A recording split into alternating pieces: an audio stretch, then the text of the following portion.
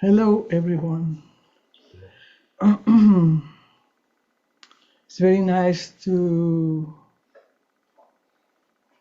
it's not only doing retreat together, but it's like living together during 5 days. These shorter retreats give us opportunity to be more with each other and share our living space in a different way, in which sitting is part of it, but we also like share community. So, and there, we still have the samurai part of the Zen retreat, but also cultivating also the softness of Sangha and community living and being with each other. So it's just been really wonderful. I mean, for me, this is the best Christmas I ever had. Yeah. And it's just been amazing, like joining Samadhi together as a group. Because here we are, we know each other, like we really know each other, and we have been practicing together for a long time. So suddenly we get together, and the whole group is in Samadhi. We are all in Samadhi. I mean, what better Christmas than that? And the other day, I was coming from doing Dokusan online, and so that's why I'm always late for service. But I entered the Zendo, and then the sound was so beautiful that it smelled like roses. The sound smelled like roses. So then, all the sense perceptions are empty, and they are also interrelated. And then when the sound smells like roses, that's the best Christmas for me. Yeah, and when entering the bathroom, this bathroom, I didn't enter the others, after Mio-san cleaned it, I just entered it. I didn't do anything. Don't misinterpret. Just enter in the bathroom and feel in the space and the smell. I mean, that transported me to Sita's heaven, to Sita's heaven. Wow, that's pretty amazing what we can do together. And Samadhi is so playful, like trying to figure out the temperature for the oven. And I asked Echo, is this going up or down? Like the temperature. I don't know. It was difficult at some moment to discriminate whether that was going up and down. But it's not like I'm losing my mind or anything. It's just the oven is playing with me and I'm playing with the oven, and the lasagna is also bubbling up, and everything becomes like the whole universe bubbling up and playing. And this is happening all the time, but we rarely perceive it. Like the opening of the sutra, we just chant. It's happening all the time, but we rarely perceive it. But so we have the opportunity, and we have been having the opportunity to live together and live the manifestation of the Dharma as it is manifested every day in our life. But we are busy and we have to, do so many things. So taking this time to enjoy the Dharma that is being always manifested is just so precious, so beautiful. And also, I just feel that it's such a privilege for me to see you in Dokusan. I mean, I just see, such a privilege, and we enjoy the playful part of the Dharma, and also like the opening of flowers, and such a privilege. But anyway, I have a long talk for today, and I better start. because I wanted to finish, which I actually have 2 talks, but you can change positions. Okay, the other talk I was gonna give you is on Sangha.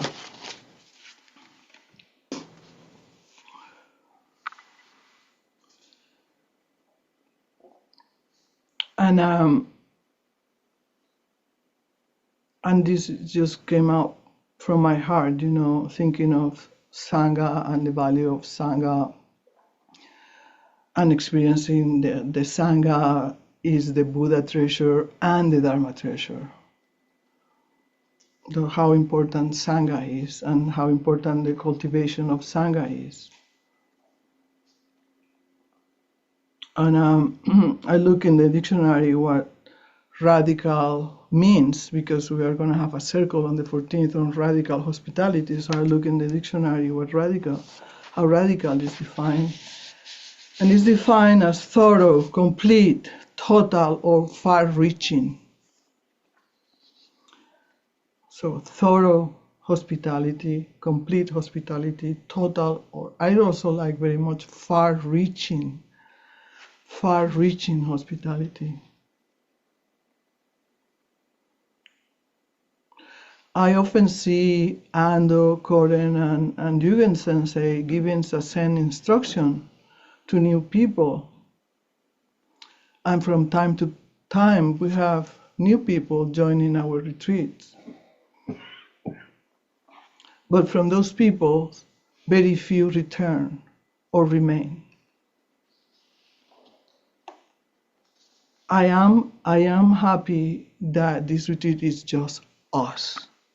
That is just us. So we can talk about this.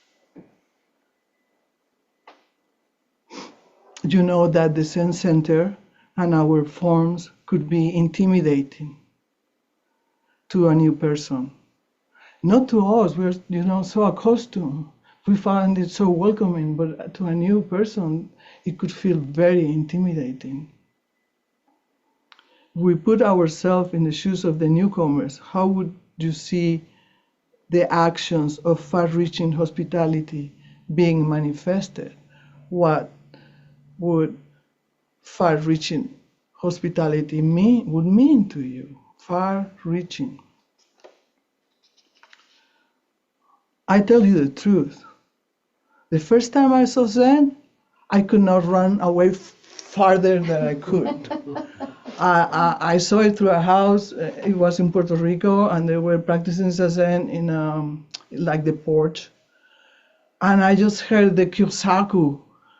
Oh my God, gee, what these people are doing, hitting Kyosaku. That was like, no, I don't want to do that, no.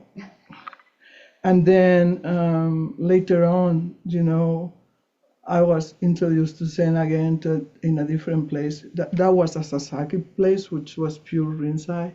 Then I was introduced to Roshi Shinko lineage, which is like us, a combination of Soto and Rinzai. And pretty much a friend had to take me by the hand and stay with me until, I felt comfortable and I could be on my own, because everything was so foreign, and the sense, because the steel was pretty Rinzai. I mean, you could be reprimanded for whatever, and still the Kyosaku, sound and the yelling, and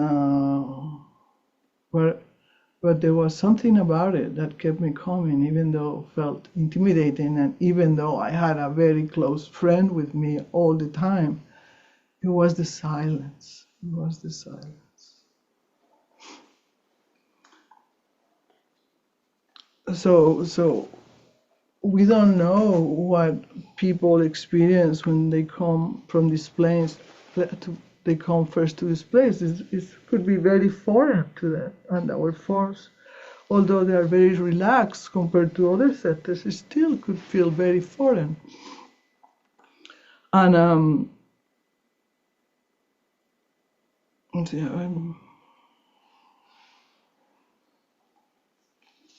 think I'm jumping something.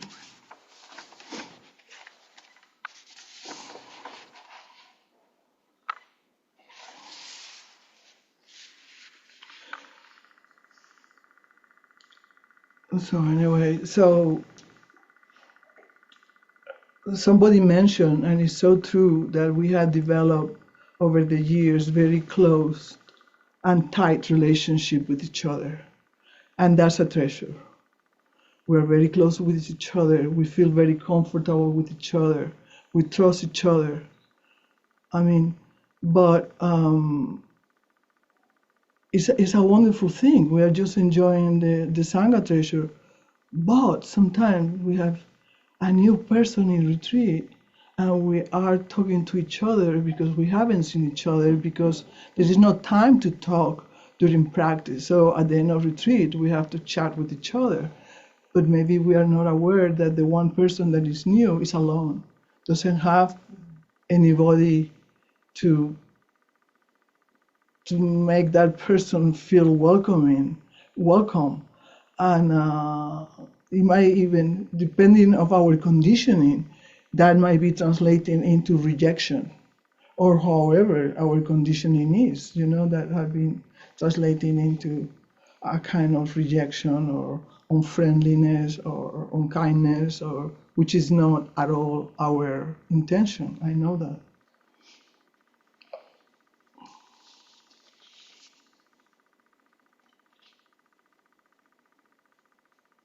So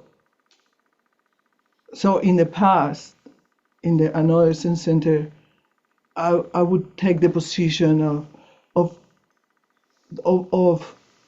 being a welcoming, but I'm in a leadership position, and that could add another intimidating element. What that teacher wants with me. Could be like, woo.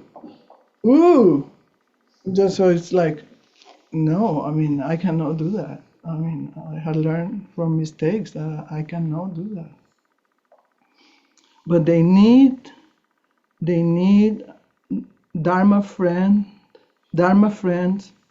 friendly and hospitable members of the Sangha to help them feel more at home, to make them feel that it's okay to make mistakes with our forms. And we also need to be very gentle when we teach them the forms, or when we correct them. It's almost like, how to grow an infant in the Dharma, to be, an independent member of the Sangha. Then they can be on their own, and they can also help other new people.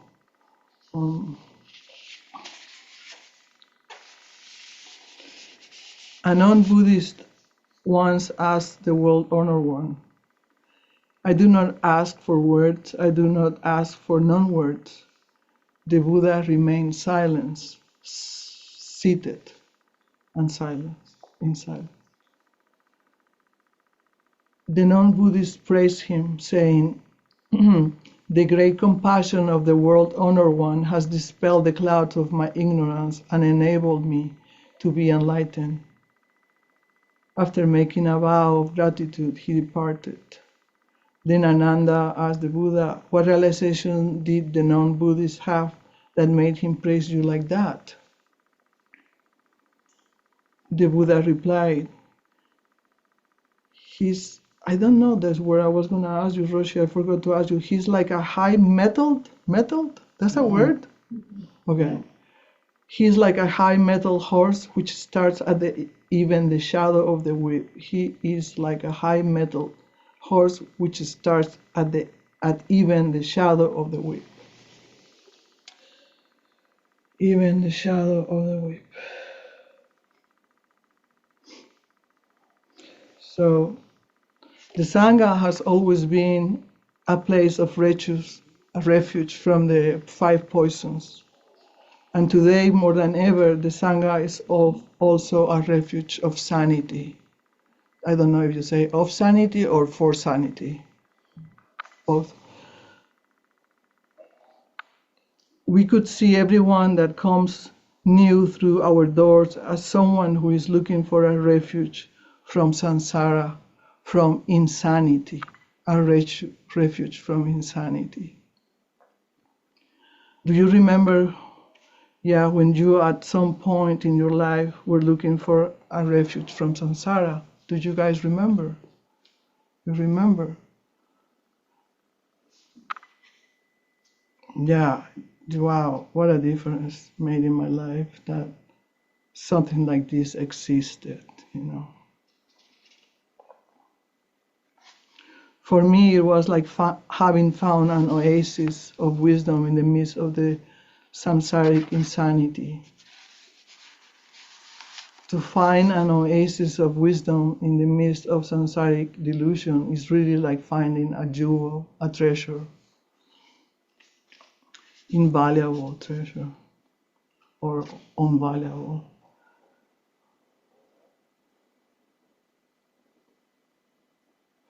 We all know how important practice is and what of a great refuge it has been in our lives. Our koan, our inquiry, is how do we show this to new people? How do we practice complete hospitality with new people? How do we include them in our circles of friends and close relationships? How could we show to others the treasure that has transformed our lives?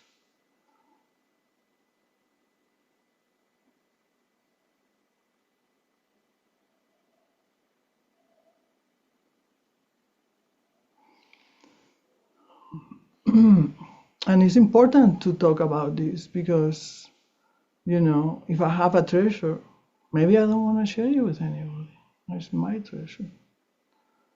But these times, what is happening in the world, we better share our treasure. We better share our treasure to others. We better postpone our own enjoyment of talking with our close ones to include those refugees. They are refugees. We can see them as refugees. I see them as refugees. Everyone that comes through this door, I see it as a refugee. And this is just the beginning. Or better, it has not even started yet. What's coming to us has not even started yet.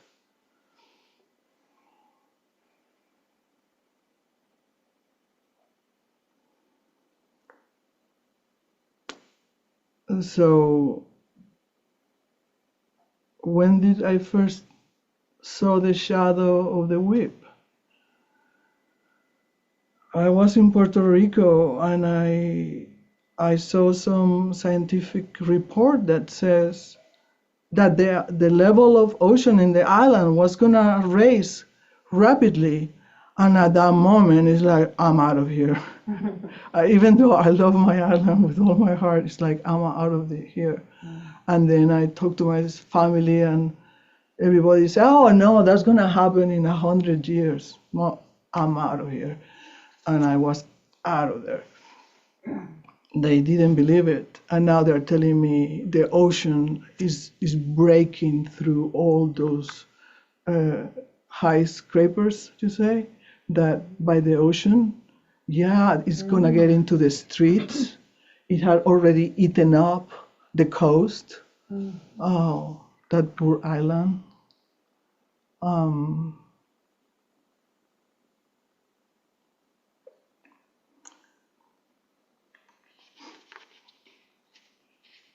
So,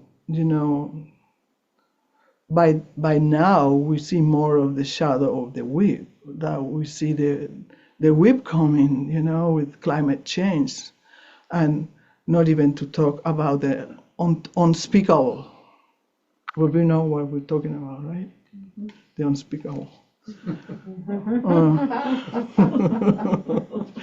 Yeah, it's not don't want to even go. Thich Nhat Hanh says that the Sangha also include non-human elements, as is mentioned throughout the sutras, non-human elements. The trees, water, air, birds, rabbits, foxes, coyotes, cushions are also members of our Sangha. So we have a beautiful place to practice here at Maitreya Abbey. That unknowingly I call it Maitreya Abbey, but now more than ever it makes a lot of sense that that name is Maitreya Abbey. And the koan is, how could each one of us extend to others the oasis we have here at Maitreya Abbey? Because it is an oasis, really.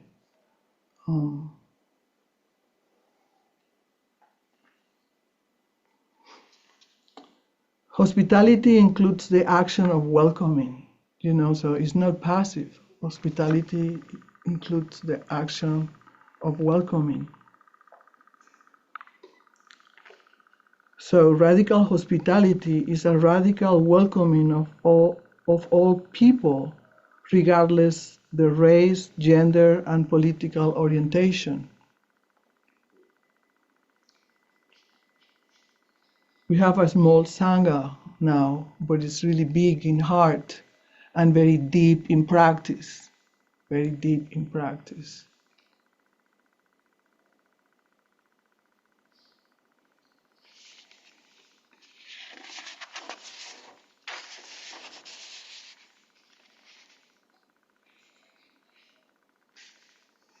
I wonder if radical hospitality could become a Sangha effort to include, invite, and talk to the new people or to the pretty new people until they have established themselves as members of the Sangha.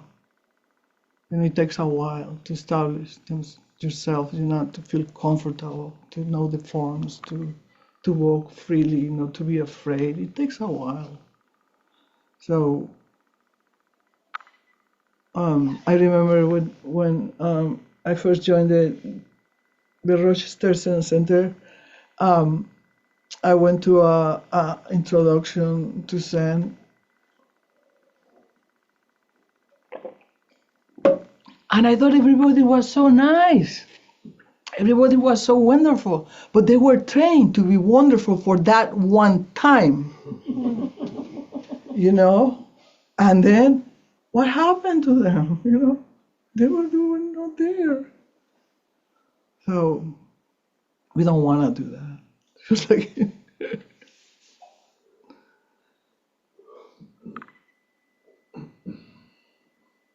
And there are no guarantees that people will return, but we will know that we have done our part of extending to others our generosity of heart.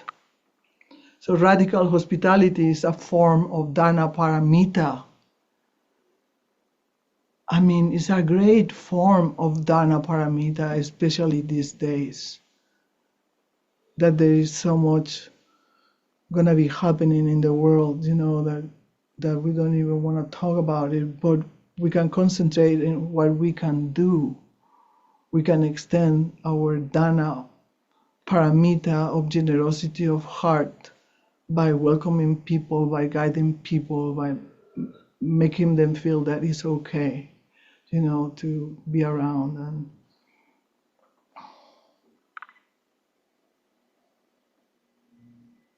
I am personally so grateful that I have chosen this path that keeps me grounded in my fundamental essence.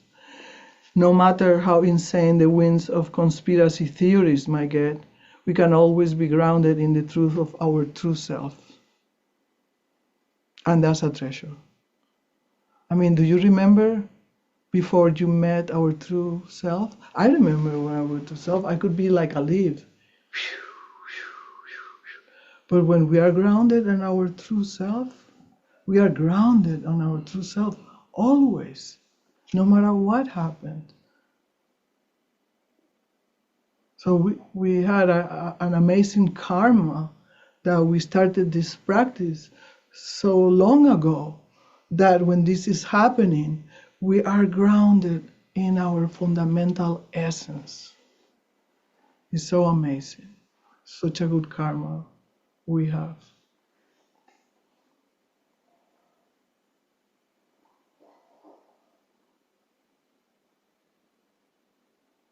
Having Sangha, we cultivate sanity together in a world that might get more insane than ever. We can extend the wisdom of being grounded in our true self to each person who enters our doors looking for a refuge from insanity, a refuge from insanity. Over 2,500 years ago, the Buddha emphasized, I took that part from a talk from Roshi Sesshin, the Buddha emphasized that associating with what he called admirable people was essential to our success in practice. He defined admirable people, admirable or admirable? Admirable. Admirable. People as wise practitioners who are firm in their conviction that spiritual practice is important and are strong in virtue, generosity, and discernment. The following is a famous passage from the Upali Upada Sutta. Venerable Ananda went to the Buddha and on arrival, having bowed down to the Buddha, sat to one side. As he was sitting there, Venerable Ananda said to the Buddha, "This is half of the holy life, Lord. Admirable friendship, admirable companionship, admirable camaraderie." Don't say that, Ananda, don't say that. Admirable friendship, admirable companionship, admirable camaraderie is actually the whole of the holy life. Wow, this is so beautiful. And these words, from the Buddha 2,500 years ago can help us so much still these days. Masumi Roshi said that the Sangha treasure is the most important treasure. The Sangha treasure is a manifestation of the Buddha and Dharma treasures. When we take care of the Sangha, we become a manifestation of the Buddha and the Dharma. Radical hospitality is far-reaching hospitality if we take it this way.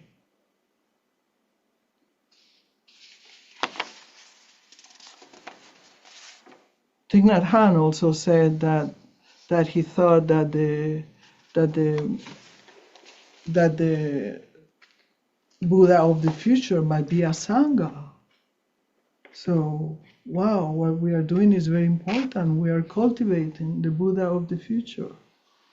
So in these times of insanity and darkness and terror and cruelty beyond imagination, we are cultivating the Buddha of the future. That maybe, is not in the far future. We don't know about time. We don't know. We can only put our hearts in cultivating the Sangha.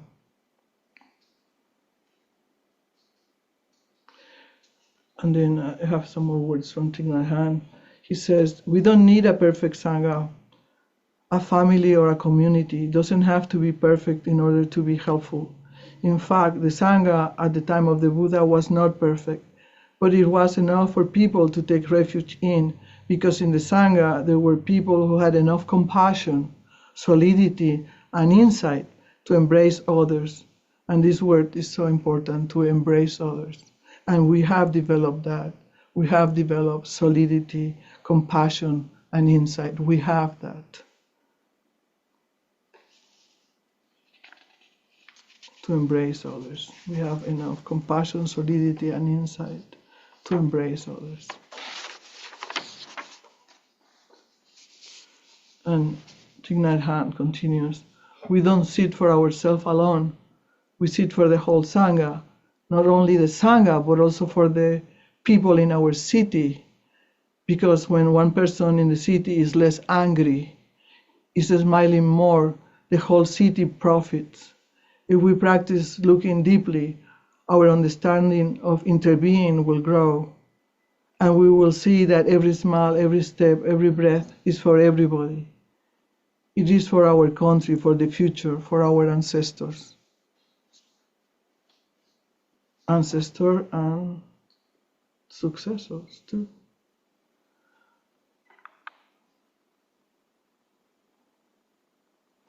And this is I thought I had not included that part of the Maitreya Buddha, what is here.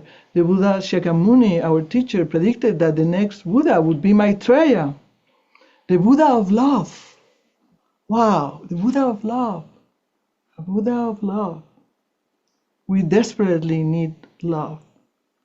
These are Thich Nhat Hanh words. We desperately need love, and that is so true. And it's so beautiful that Maitreya is the Buddha of love. The Sangha is the manifestation of the Buddha and Dharma treasures. Building Sangha is an art that we learn by building it together. To this purpose, we have created the Sangha circles. We hope to see you during the Sangha circle in December 14th. Maha Prajna Paramita.